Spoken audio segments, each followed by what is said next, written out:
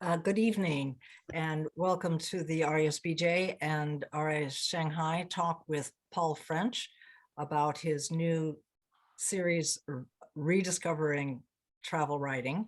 It'll be moderated by Jenne.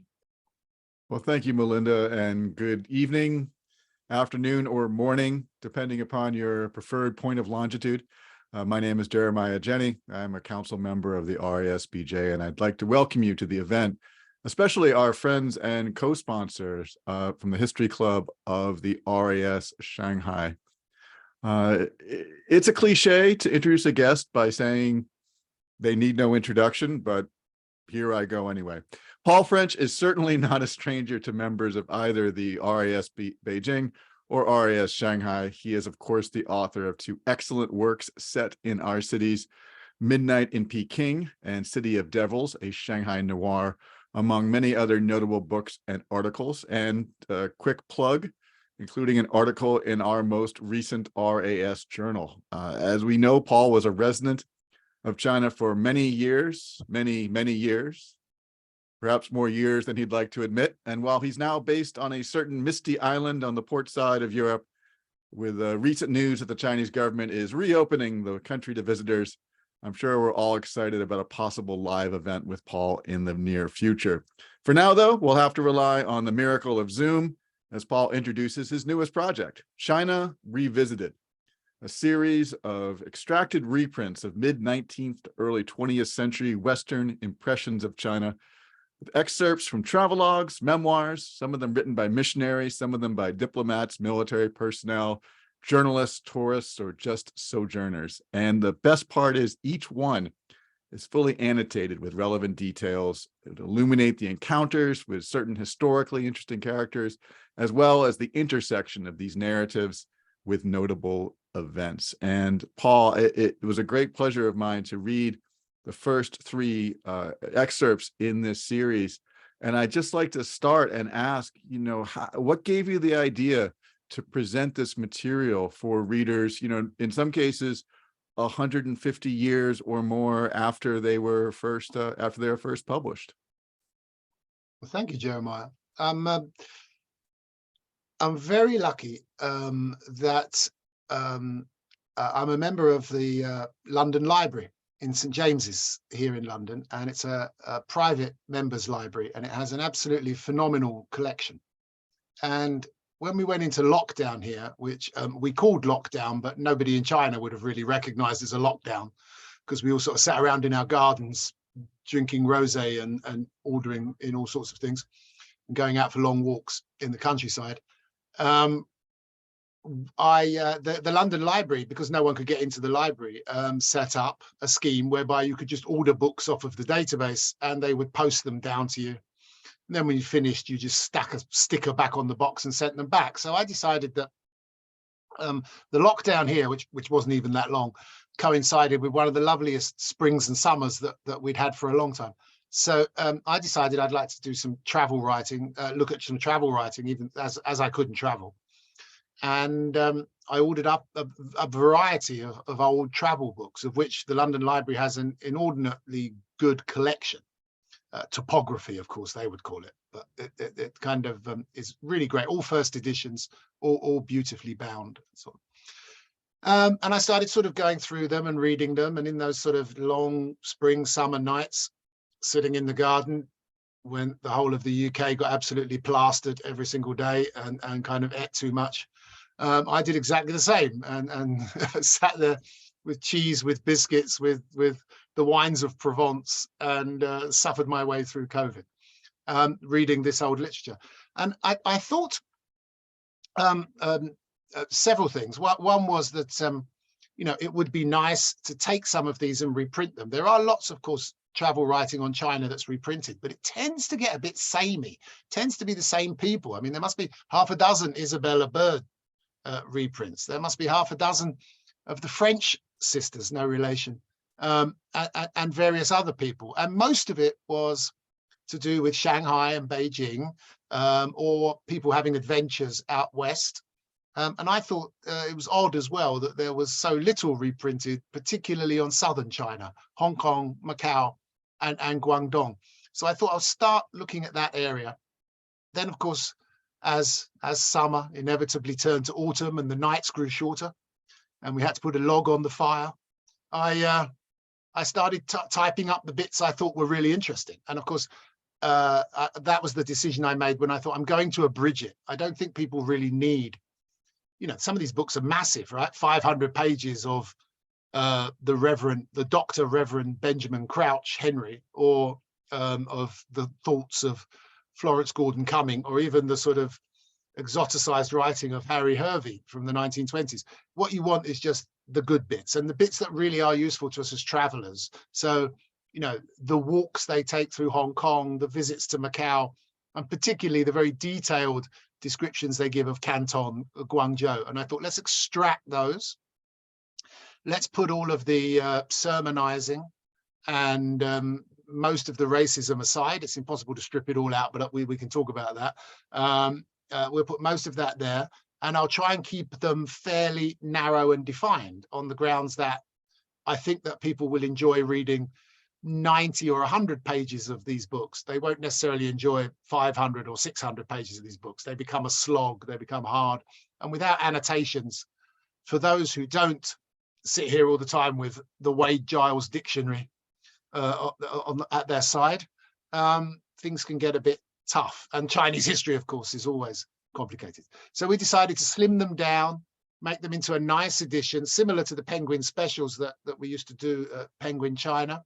And that would keep the price nice, and that we would print them. And as you can see as well, they are numbered on the spines. So the idea is to build up a selection. And as I had enough time during lockdown, I thought the best way to launch a collection, to persuade people to collect them, is to do 3, so that you definitely are going to have a series produced, rather than one book comes out and then another one doesn't appear for 3 years, and that's very annoying.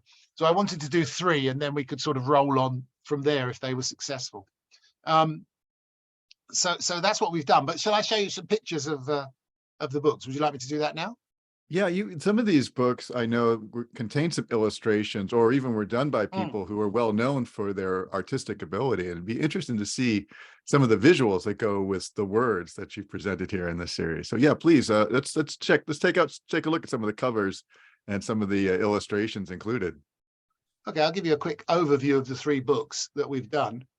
Let me see now, if I just click on here and then, right, okay, so I'll do them in reverse order, actually, because each of them are from a very different person, slightly different times, and also each one has each one I wanted to have a key thing, a key moment, or a key exploration that you won't get anywhere else, that sets them apart. So actually, all 3 of them are quite interesting, because all 3 of them open with descriptions of arriving in Hong Kong harbour. And of course, they're actually all incredibly similar, even over sort of 60, 70 years apart. They all describe, of course, coming into the harbour, lots of sampans, the prior, or which is now quite a way back inland due to reclamation, the peak rising up above, and so on and so on. So the fact that everybody writes basically the same opening scene in Hong Kong is sort of telling that it must have been quite true, I think. But Benjamin B.C. Henry was a missionary, Presbyterian Mission of America. He spent 25 years of all of these writers. He's the only one that was a kind of in for the long haul, mostly in Guangdong. He was a university teacher. He was also a missionary. I mean, he taught divinity. But a lot of the book that he wrote, which is Ling Nam, and I wanted to show you the original covers because these books, this was produced in 1886 with lovely gold leaf, not solid gold leaf, but gold leaf on the covers. They did a really nice job. Ling Nam, which is just an old term for southern China, and I think you'll agree it's so much nicer than what we have to use now. The Greater Bay Area doesn't have quite the same sexy ring as Ling Nam, but he did this book, and I think he has done other books, but they're really too missionary. They're too divinity. There's too much discussion of why the Chinese don't understand the concept of hell and the Holy Trinity and the Holy Ghost, and all those sort of things, which I don't understand either. So they're of even less interest to me. So but he's really important because he lived there for a long time. And these actually were not by him, but he included them in there. And you can see there's a nice image of Victoria Harbour in Hong Kong and what is now Central. And also a scene of the Pearl River up towards Guangzhou.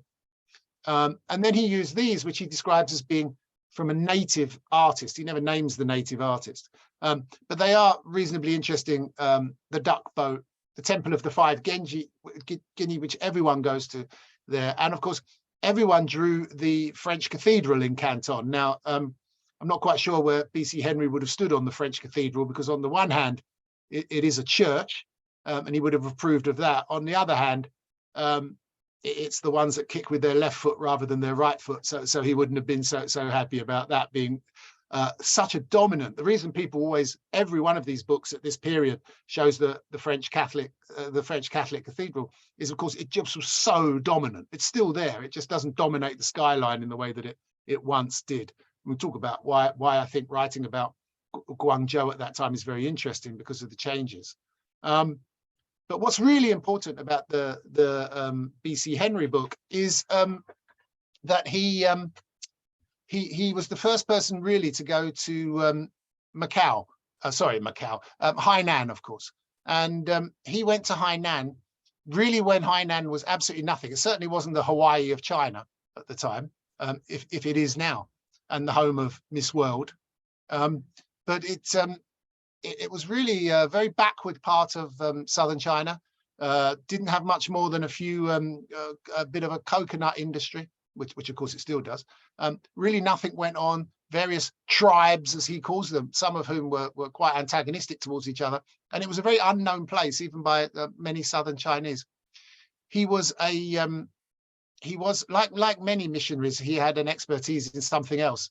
And his expertise was flora and fauna. He was a specialist in rhododendrons. In fact, the Royal Horticultural Society, we have the Royal Asiatic Society, we also have the Royal Horticultural Society. There's a Royal Society for everything in Britain. And that there is actually Henry's rhododendron, which is rather lovely, because you can certainly, I don't know if you could grow it as far north as you are, but you could grow it certainly in southern China, but it will also grow in somewhere as temperate as southern England as well.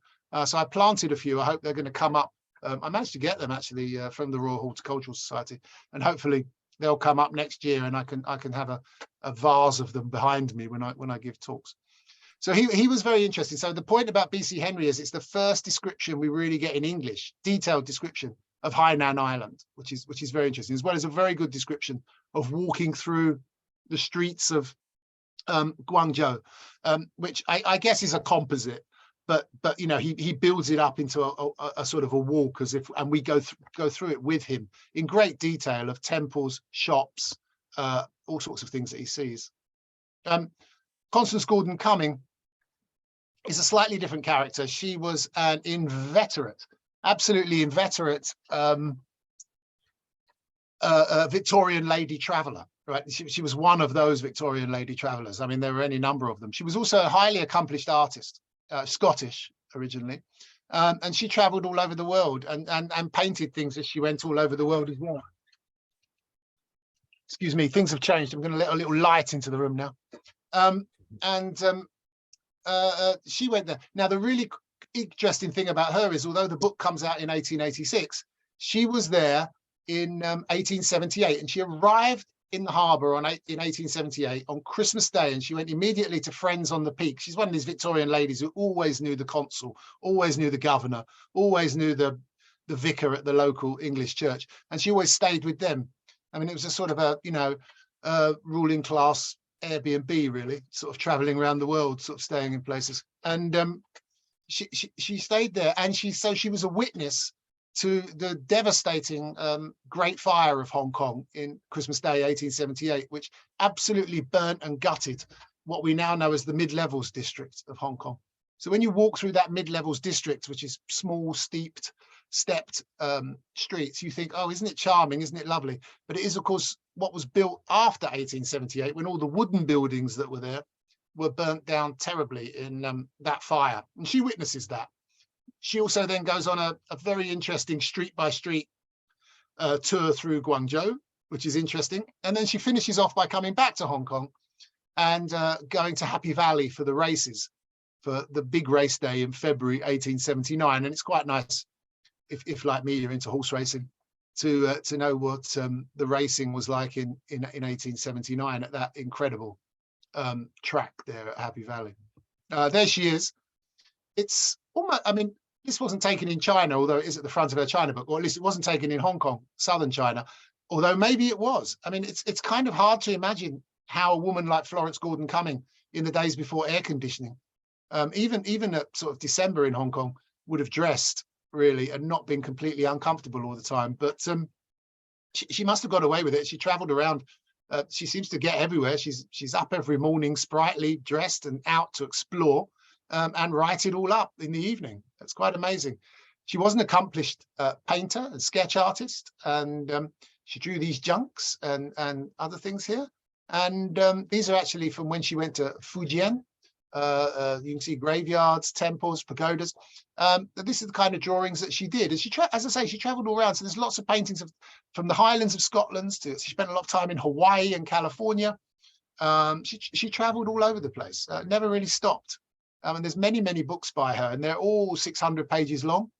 And they're all a bit of a slog in 2023. So I have read them so that you do not have to, and have extracted what I think are the most useful parts. She is someone who, of course, knows her place as a respected and respectable member of the British colonial imperialist establishment, and she views the world very much through that lens. But that in itself can be, I think, if presented right, quite instructive. But we'll come back to that. Lastly, I'd like to talk about Harry Hervey. Harry Hervey was really the one that I wanted to do. And funnily enough, I've written about Harry Hervey before in my collection, Destination Shanghai. And I like him very much. He was a gay man from Savannah, Georgia, which is a very lovely town. And he wanted to travel the world, and he wanted to see the exotic and the oriental in things.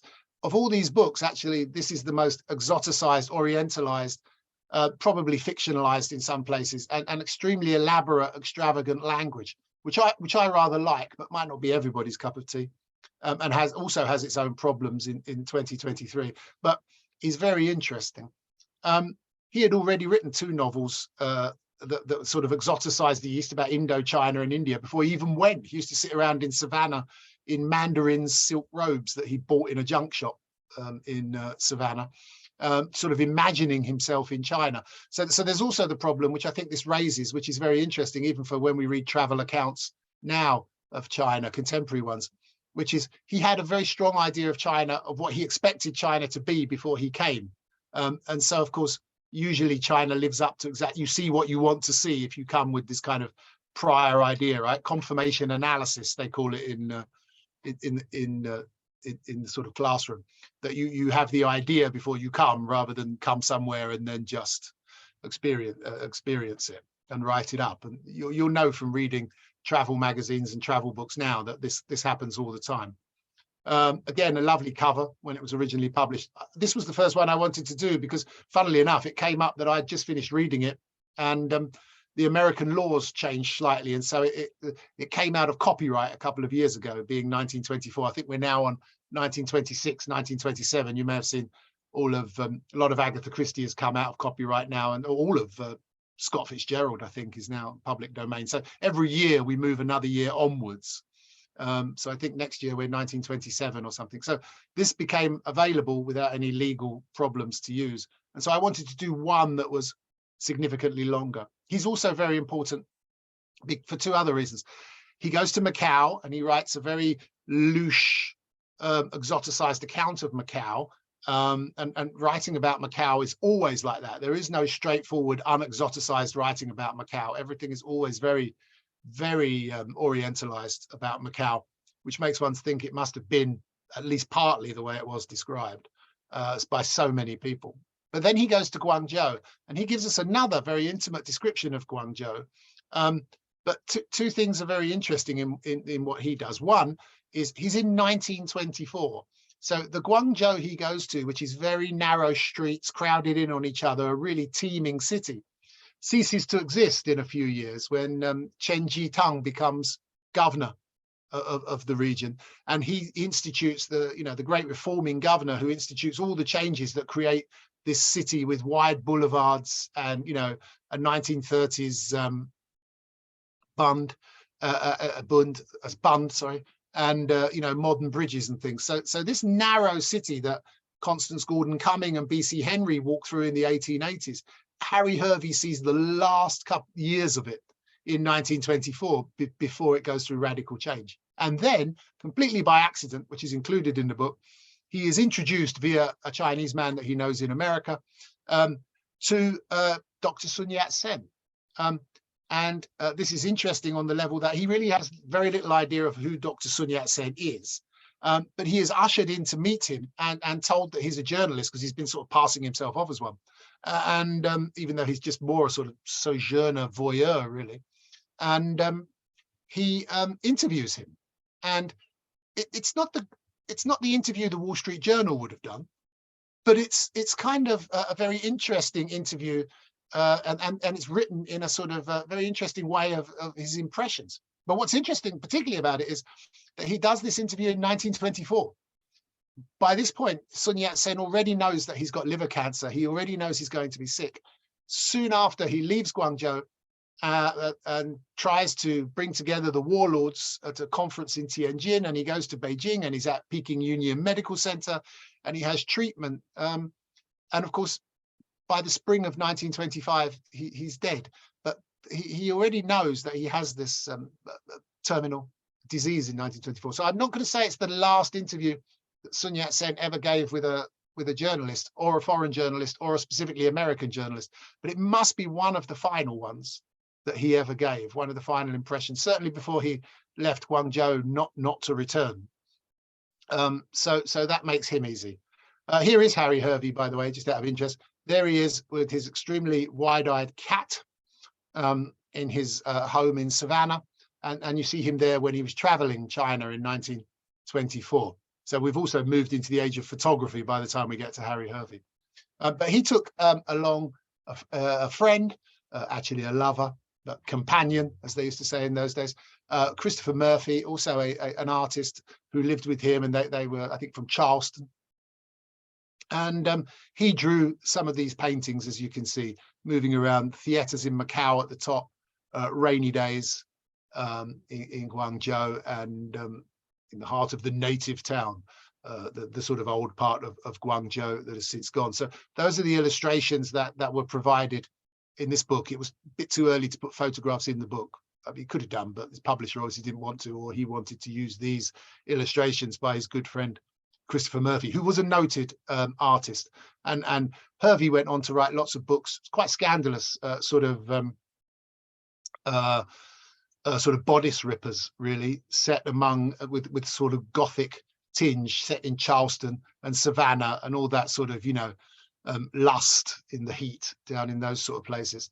And Christopher Murphy went on to be a very noted artist and editor down in that part of the world as well.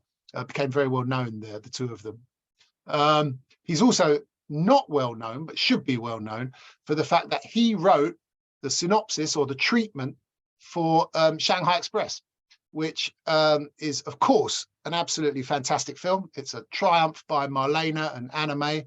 And he wrote the 33-page treatment, essentially a short story, that Joseph von Sternberg bought and then had a scriptwriter convert and then made the film.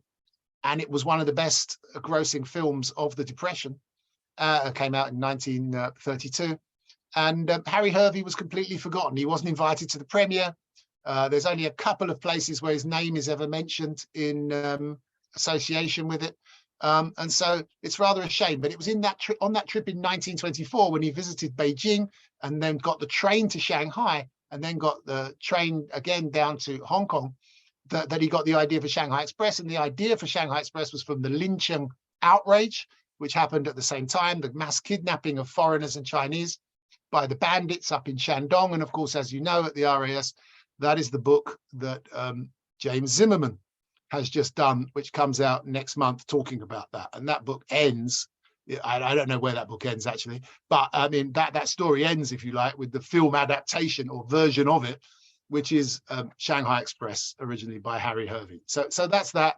I'll just get that little promotion code on again so that you feel that if you want to get these books, you can, and you get a 20% discount. And what a wonderful thing being a member of the RAS that you get book discounts and free postage.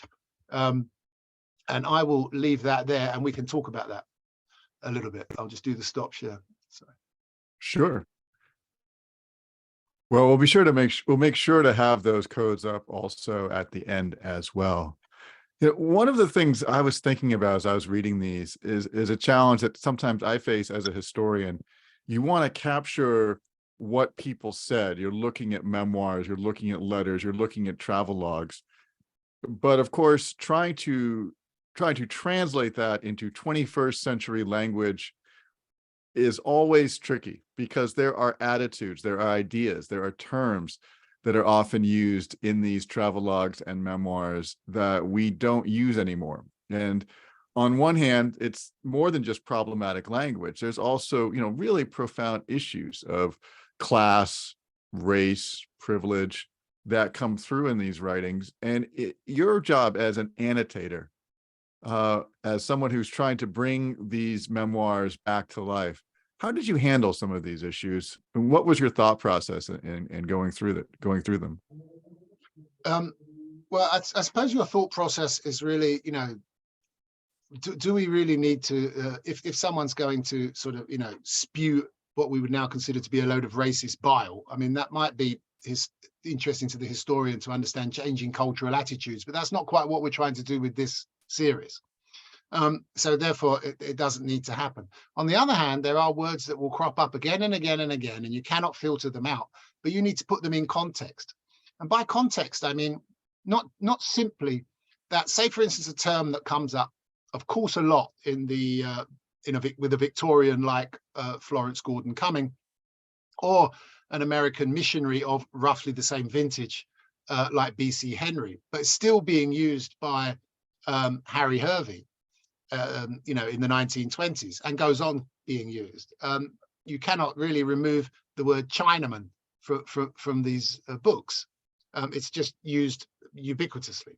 And what I wanted to say there was that, of course, at the start, of course, we can say there is some outmoded language here that we can't get round, but we need to see it in context of the time. But also we need to understand that the debate about, for instance, not wanting to use the term Chinaman is not a new debate, and that it had already been raised as a debate, not quite in the Victorian era particularly, but certainly by the time Harry Harvey came along, it was being used. People were writing to newspapers saying this shouldn't be used. Carl Crowe, who I've written about, for instance, led a campaign that targeted both the Oxford English Dictionary and the American equivalent, the Merriam-Webster, whatever it's called, that asked them to stop using that term and stop using examples such as it's a Chinaman's chance or a Chinaman's luck or something like that. So they were already using that in the night. He was already complaining about that in the 1920s.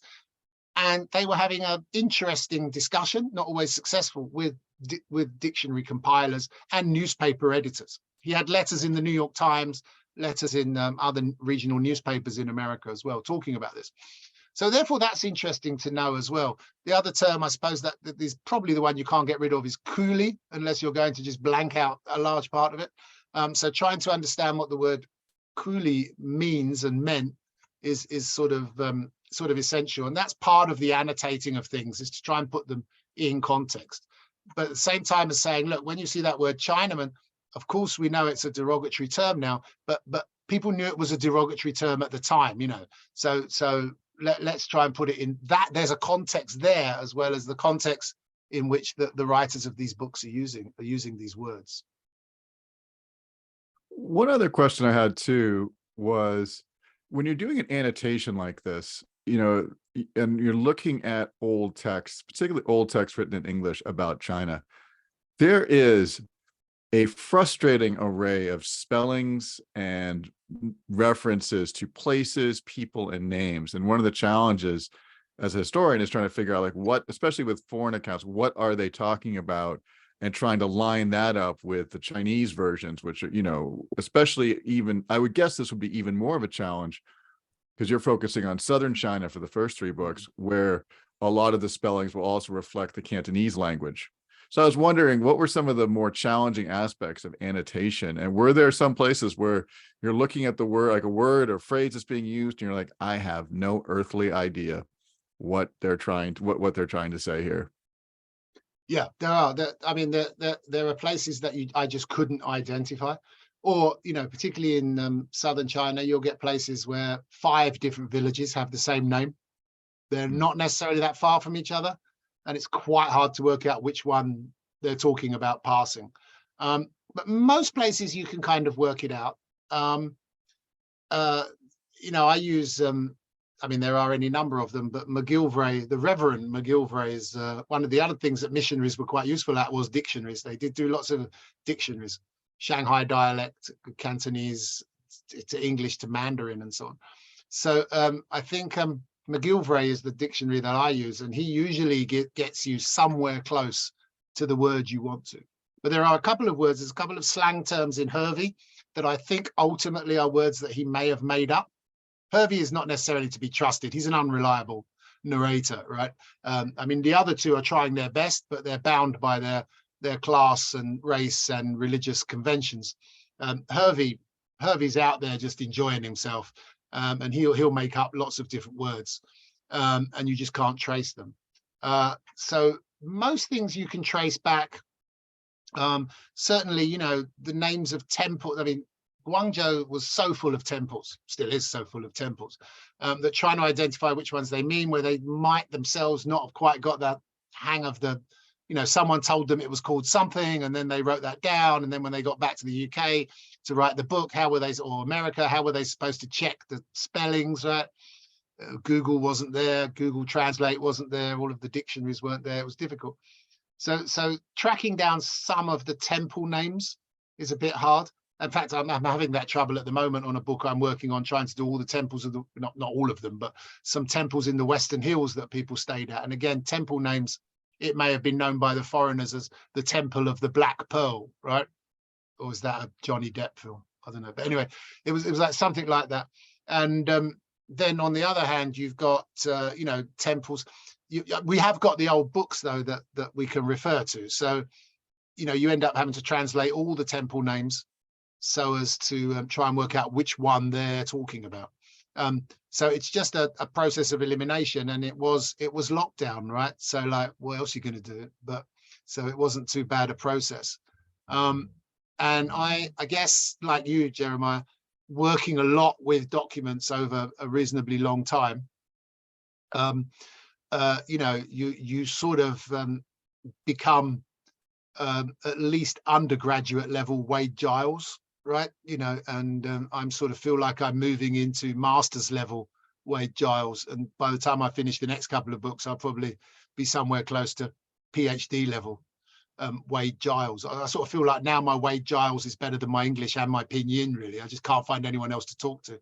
But you know, you use things and you start to see patterns, right? You start to see your pals or your bows, and you know, you start to sort of understand things much clearer. And you know, we exchange a lot on Hutong names, trying to track down Hutong names and things like that. You know, where Osbert Sitwell, for instance, will be enjoying himself immensely in London, writing about his trip to Beijing and talking about, you know, that I stayed on the Hutong of the Well of Happiness or something. And you're like, is that really a Hutong? You know, was that really the English name of the Hutong? Usually they're pretty close, but it's hard to track things down. So yes, you're right though, that it's a lot more difficult in southern China than it is in northern China. It really is. It's there's just so much more repetition of names and words, you know, in terms of villages and towns, that it gets very complicated. Well, we definitely would like to open up our conversation to anybody who would have a question for Paul, and we invite you to write those questions, or I should say, type those questions in the chat, and I'll read them up. I'll read them to Paul as they come in. But while we're waiting for people to prepare their questions, I did have one more question for you, Paul, if I could. You know, you've written a lot about this era, sort of the late 19th century, early 20th century, and in many different ways. And I know that a lot of people today, especially those of us who live in China, like to read the stories, the memoirs, novels, and whatnot that are set in this period. And there's even a certain vogue among, you know, Chinese pop culture for this era as well. But I wonder, as a Westerner, feeling nostalgia for an era that was, I mean, no matter how you slice it, defined by colonialism. You know, how do I still, it's hard for me to get my head around, you know, when I read these books, I'm like, wow, that sounds like really cool to like take the train from, you know, Beijing to Shanghai, provided it doesn't get held up and robbed. But I would also be doing so from a position of incredible privilege. And I sometimes I have trouble reconciling that myself, between my own sense of nostalgia and my own kind of realization of what that era would have been like, not just for someone who looks like me, but for all those people who would have been around me, you know. So I was just wondering how you feel about that. Yeah, I mean, I'm aware of the nostalgia question, obviously, but I think it's always in the forefront of your mind when writing or when reading anything, right? You're trying to work out what people are trying to do. Harvey Harvey exoticizes massively, and his style of writing is extremely exoticized, and we have to be aware of that when we're reading it. I'm aware that we're not just looking at, for instance, you know, the people that we're doing in this series, because they're foreigners writing, tend to be the people that either, you know, well, missionaries are a slight category on their own, but they tend to be people who have the wherewithal, the means, the money to travel, right? To actually, you know, travel is expensive at this time. We lack working class voices, you know, foreign working class voices on these experiences.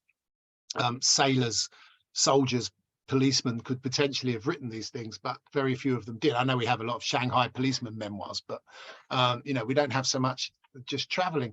So I'm aware that, you know, we're looking at a certain class traveling in a certain way under certain means, and carrying with them the various privileges that they want. There's no doubt that Florence Gordon Cummings is a lady of the British Victorian imperialist class, and of her own religion as well. And that's why there's lots of long sections in her book about, you know, how will we bring the Chinese heathens to our one true God, right?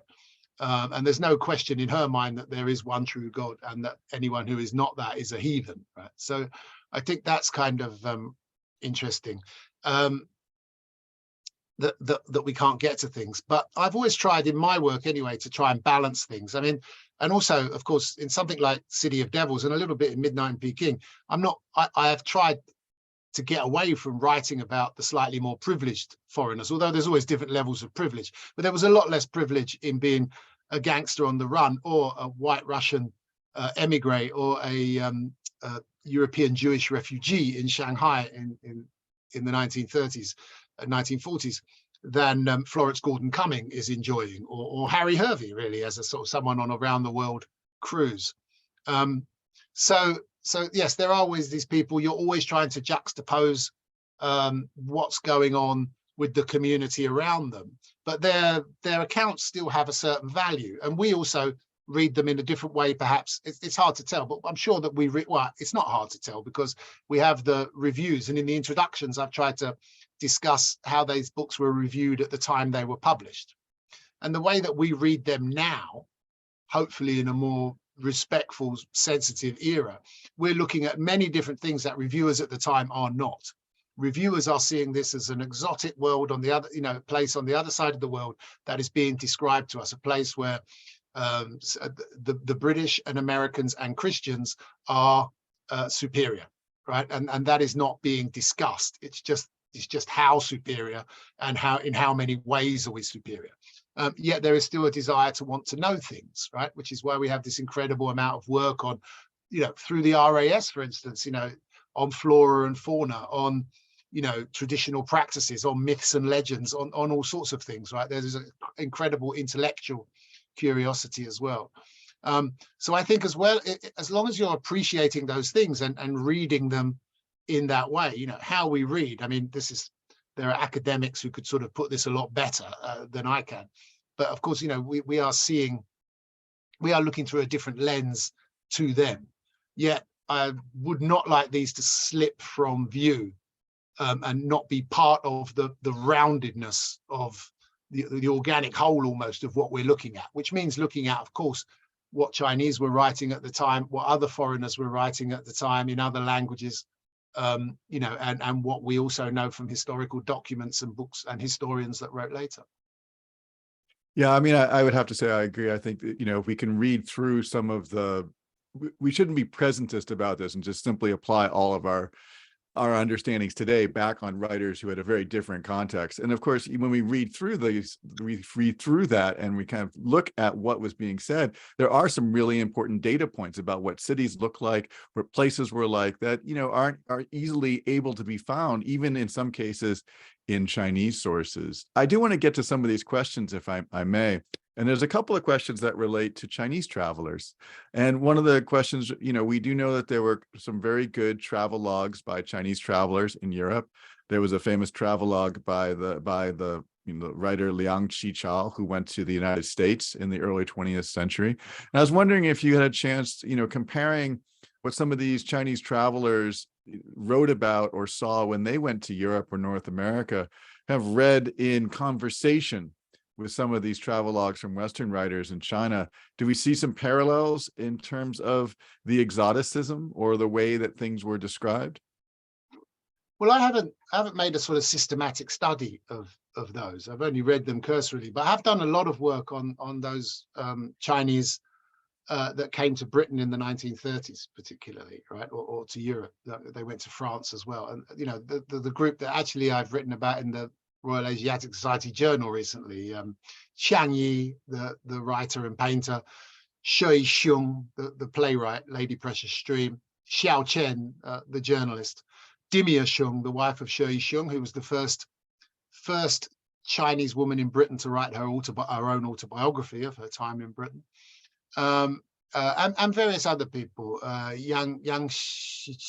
his name? The Yangs, the translators, Gladys Yang, and he was the son of a Tianjin banker. He went to Oxford, married Gladys Yang. They came back, stayed in China for many, many decades. And various other people. Those were around the time. Those people came thinking that they would spend 2 or 3 years at university, or thinking that they would spend 2 or 3 years exhibiting art, wanting to engage with European artists and so on at the Royal Academy and elsewhere. And then, of course, in 1937, with the Japanese attack, they went from being visitors to being exiles and living in Britain, in some cases, for a long, long time. And there are others that come slightly later as well who wrote about it. Ling Shuhua, for instance, who lived in and is actually on the poster for the current Chinese and British exhibition at the British Library. If you're near the British Library, it's on till the end of May. So they do have expressions. I mean, I think they often that they are also working as translators. So they have many of them are people who have gone through the May 4th movement. So they have a great appreciation. They all want to meet H.G. Wells. They all want to meet Bertrand Russell. They're translating the Bloomsburys. They all love hanging out with the Bloomsburys. They want to meet other artists. And at that time, particularly around 1930, in the mid-1930s, many Chinese artists are coming to Britain as well. Li Haixu, who founded the Shanghai Art Academy, and many other artists are coming through Britain because of the massive exhibition that took place, which was the first big exhibition of Chinese art in Britain at the time. So they often see the oddities of British life. You know, if you've ever read Xiang Yi's Silent Traveller series, and we just had a plaque put up to him a couple of years ago in Oxford, where he lived for 15 years. He sees odd, strange things about British society, which meant that those books became bestsellers. We start to see British life refracted back at us through a Chinese lens, which is very interesting, which is why the BBC always wanted to have him on, which is what my article was about during the war, how he worked with Orwell and J.B. Priestley at the BBC. which was a propaganda role, but of course we were all allies. So yes, there are stuff. I don't know much about the earlier stuff. The guy that ended up at the Bodleian, you know, in the 1600s or whatever, Fujian or whoever it was, you know, yeah, I don't know much about him, although there are lots of people who do know about him, and that story is often told here.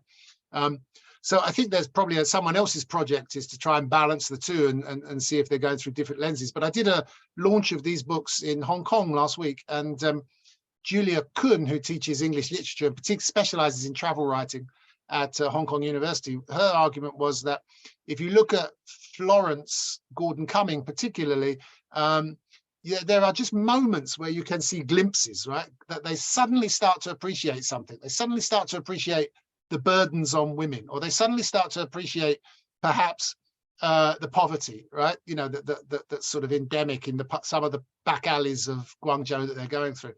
And they just suddenly see these little glimpses. It's not quite enough to cause them to sort of, you know, I don't know, leave the Tory party and join Labour or something like that.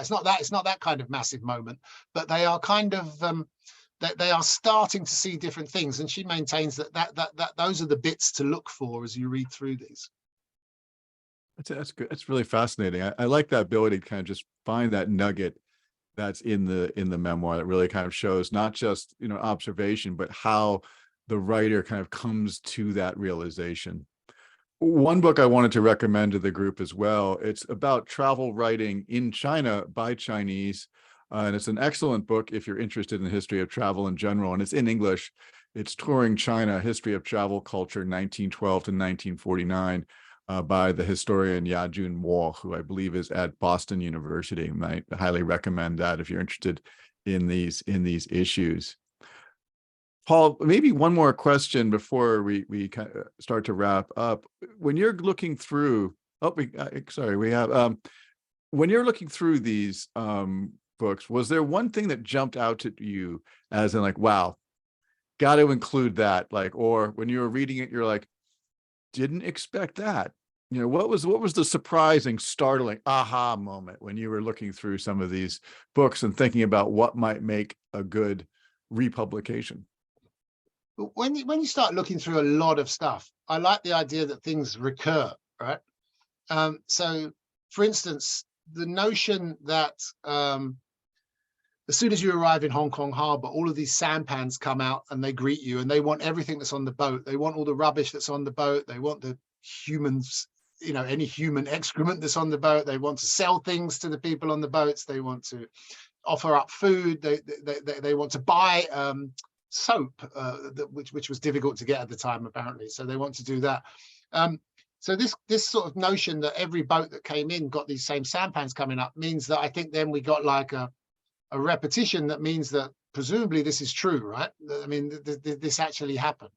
I mean, there's odder ones. So I'm always interested in Macau. Macau is a particular interest of mine. I think it's sort of fun to try and understand how much the Macau that was written about was always the Macau of the mind and never the real Macau that people saw, that there was this real contrast with Hong Kong of a louche, slightly backward, slightly dissipated sort of Portuguese territory that was there. And one of the things that crops up, and it crops up in some of the first accounts of Macau that I've looked at, and I didn't go all the way back to the start of Portuguese Macau, but certainly from the sort of mid 1800s, sorry, through to when Ian Fleming went in the 1960s and wrote about it in his collection Thrilling Cities, which is a great collection of what the world's best cities in the 1960s by the Bond author kind of thing. But the thing that's really great there is everyone says, Auden and Isherwood do this in Journey to a War when they go to Macau as well. They make a note of it in Auden's sonnet, Macau. Is they get there and they feel the contrast with Hong Kong, the bustle and hubris of British Hong Kong, really a Royal Navy port town, garrison town. And then they get to Macau and everything's laid back, and they get off the ferry and they get in a rickshaw and they're riding along, and there's all the Chinese gold dealing houses and pawn shops, and all of this is bustling around and doing. And all of a sudden around the corner come nuns, right? Nuns in full habits, Catholic nuns. And everybody comments on this. It's almost as if the Portuguese authorities made sure that every boat was met by surprised groups of nuns coming around the corner to see people. Everyone notes it over 100 years. In every sort of book, you know, Victorian traveller book through to slightly salacious. I mean, Hedrick Gelew's Cities of Sin is a great traveller. He was obsessed with bordellos and prostitutes and things, and he wrote about lots of different cities. Shanghai, he's got a great chapter on Shanghai. And he goes to Macau, and there are the nuns once again, you know.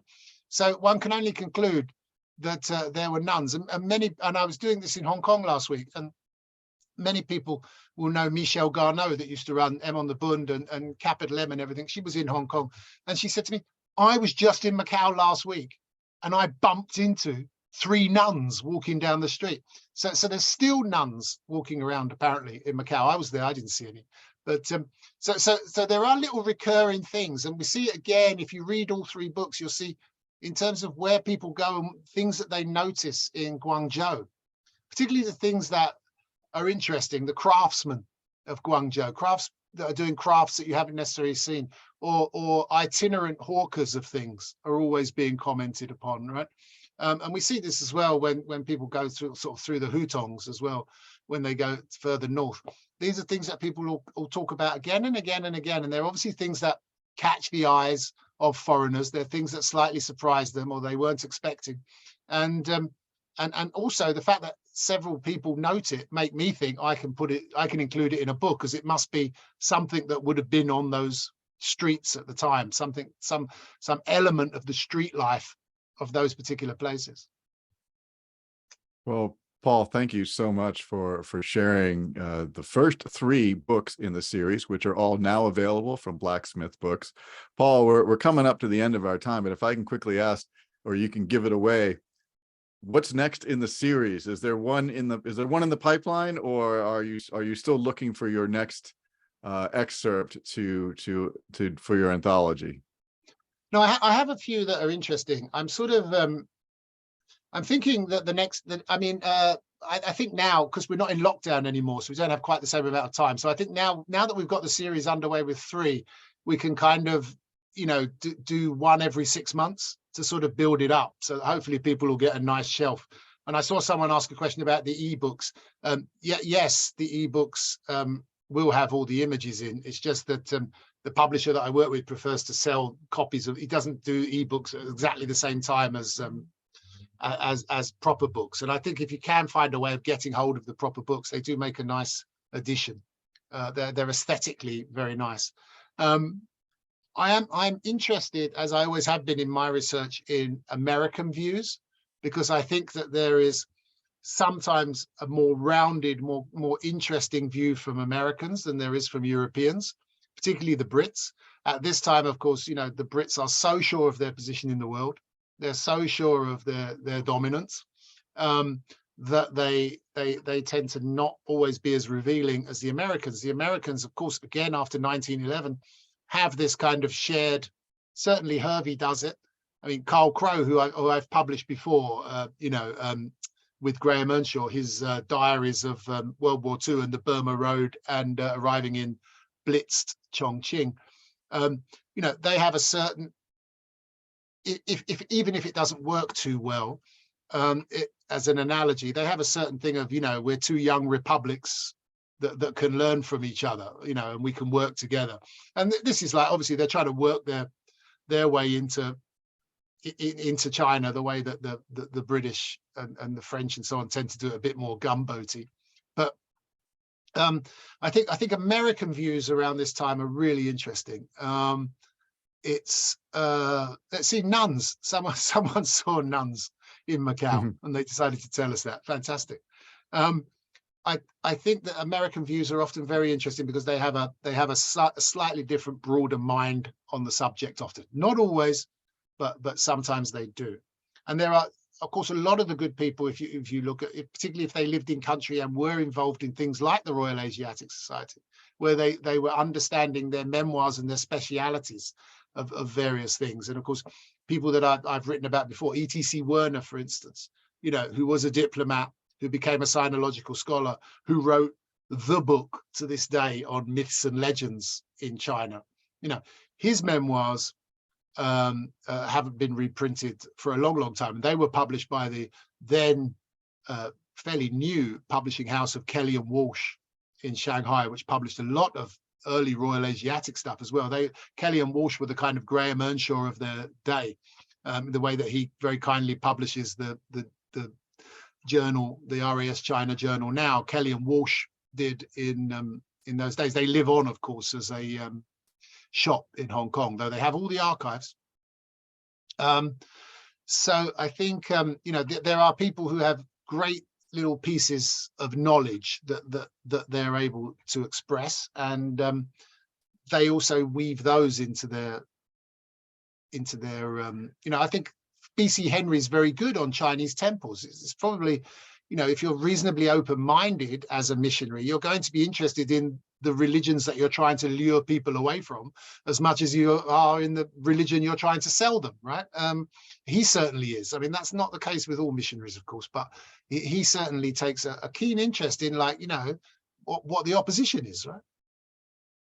Well, Paul, thank you again so much. And thank you to the RAS Beijing and RAS Shanghai for co-hosting this excellent event. We hope to see you, all of you, at a future event. And of course, thank you all for your questions and for your attendance tonight. It's been a great honor to be your moderator. Thank you, Paul, and hope we can see you back in the motherland again. Yeah, my visa's back in. It works again, apparently. So yeah.